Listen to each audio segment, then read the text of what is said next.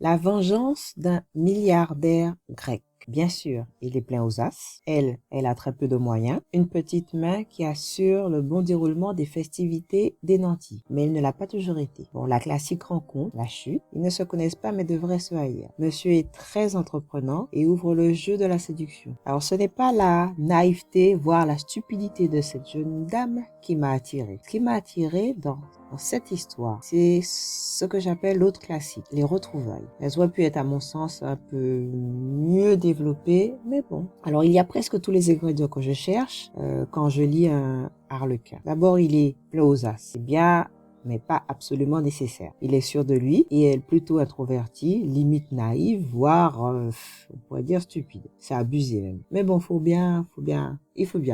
Troisième élément, les circonstances qui font qu'ils ont une relation puis se séparent. La séparation est à mon sens trop peu détaillée. Normal, le nombre de pages est limité. Ça, c'est injuste. Le nombre de pages est tellement limité que ça tient en 3 ou 4 lignes. Je vous fais un condensé. Après ton départ, gna gna gna gna, je me suis déchaîné, gna gna gna gna gna. J'ai fait pleurer le personnel, renvoyer des employés, gna gna gna gna, et mes amis ne m'adressent plus la parole. C'est tout. C'est trop court, c'est trop expéditif.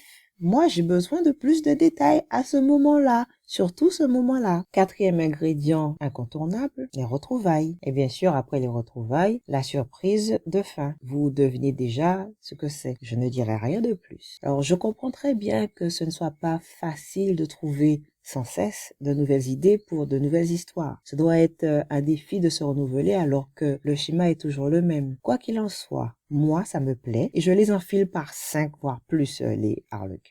Et quand j'ai mon quota d'histoires heureuses, je fais une pause avec un roman long du style La vie est un arc-en-ciel, je vous le conseille, ou la série Star. Bref, j'aurai l'occasion d'y revenir parce qu'ils sont dans ma bibliothèque des non vendables, non échangeables. Alors, je dirais, pour finir, que pour moi, cette histoire postule pour les 5 étoiles, sauf que j'aurais quand même mis un petit bémol, puisque j'ai quelques petites critiques dont je vous ai fait part, certains moments clés qui sont trop vite survolés, mais on peut considérer qu'ils méritent quand même ces 5 étoiles. À vous de me dire en commentaire si vous êtes de cet avis après l'avoir lu, ou relu bien sûr, ceux qui veulent aller plus loin.